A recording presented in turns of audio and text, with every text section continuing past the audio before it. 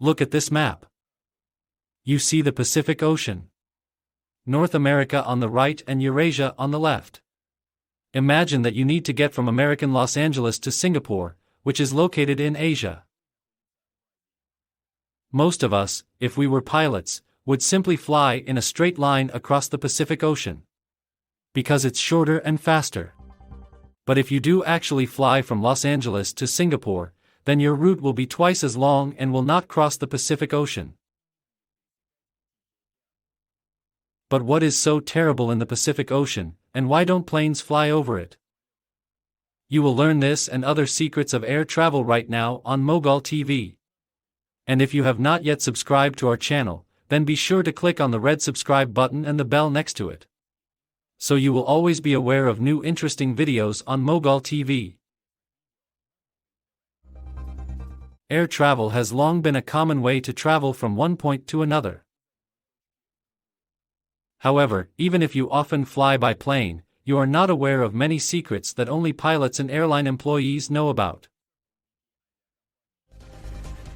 Let's go back to our flight across the Pacific Ocean. It is perhaps worth starting with the fact that airplanes in general never fly in a straight line from one point to another. Although everyone knows from school geometry lessons that the shortest path between 2 points is a straight line, the fact is that in the air, as well as on the ground, there are roads and traffic rules. In professional language, roads in the sky are called air corridors. This is a section in the air, which is controlled from the ground by controllers. Navigation equipment and the controllers themselves, who monitor the flight, are located in special centers, which, in turn, are located in large cities. The aircraft moves from one such center to another during its route. Pilots can also fly around areas where, for example, there are dangerous weather conditions at the moment. Therefore, if you look at the route of an aircraft from one point to another, it will never be direct. It is worth emphasizing that all these rules exist in order to make the flight as safe as possible. This is the main reason why planes do not fly over the Pacific Ocean. As we have already mentioned, according to aviation safety standards, the flight route passes through special centers. In the event of an emergency, such as engine failure, pilots must be able to fly to the nearest airport.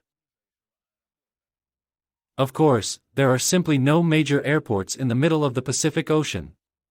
So, if an emergency happens right over the ocean, then the plane simply has nowhere to land. That is why, if you decide to fly from Los Angeles to Singapore, then your route will pass through Alaska, the eastern part of Russia, Japan, China, and other countries. That is, the plane travels twice as long for the safety of passengers, in order to be in the vicinity of the airport on land all the time. But, as you know, there are exceptions to any rule.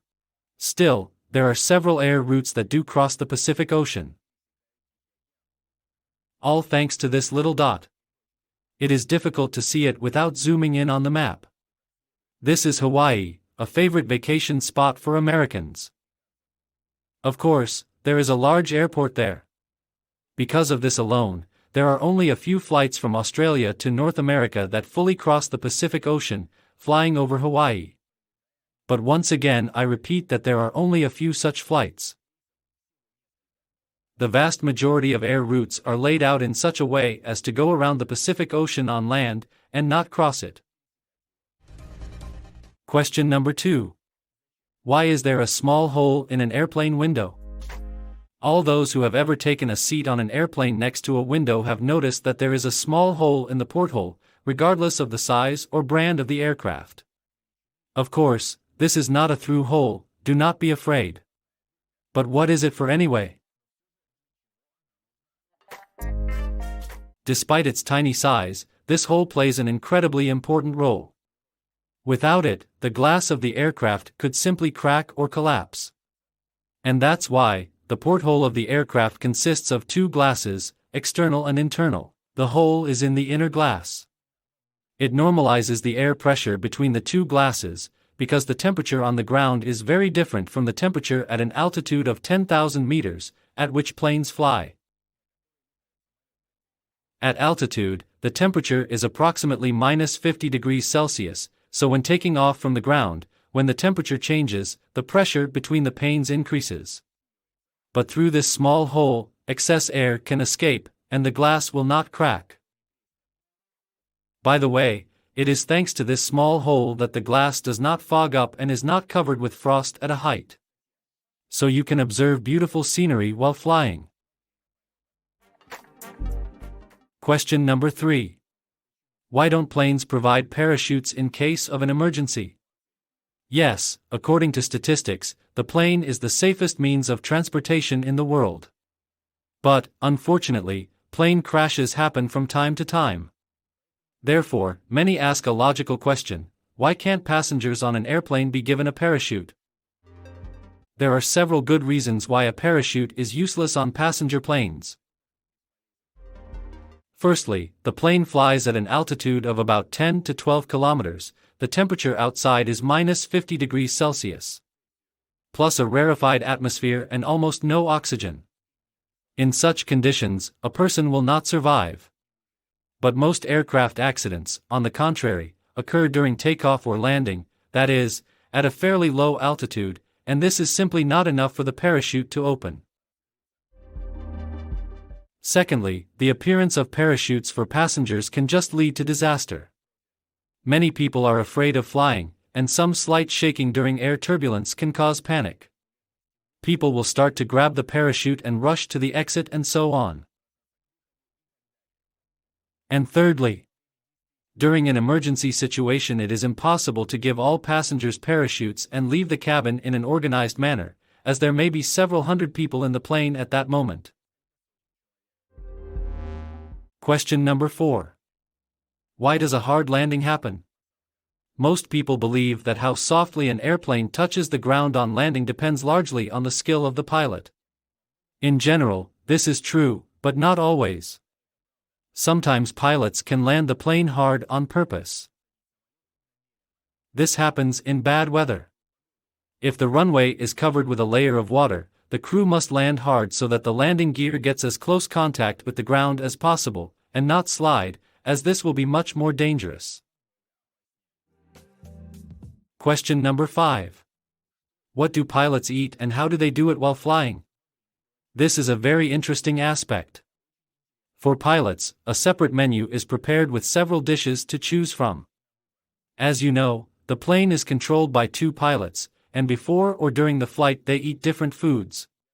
This is a mandatory requirement to avoid situations where both pilots are poisoned by some food and thereby endanger the safety of passengers.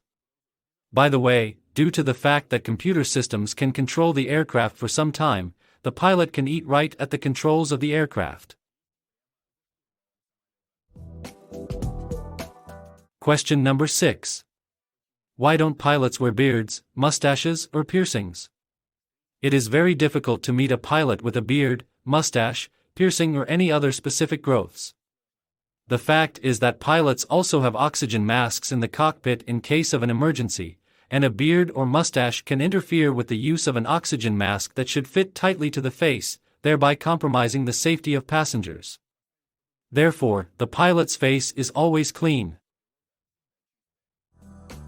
By the way, it is interesting that oxygen masks for passengers are designed for 10 to 15 minutes. But this does not mean that after this time you will have nothing to breathe.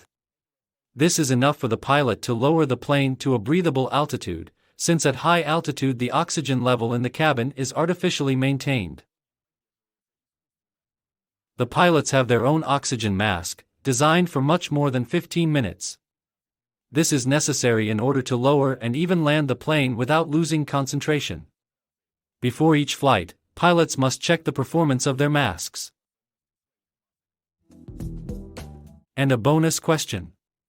What day of the week are plane tickets cheaper?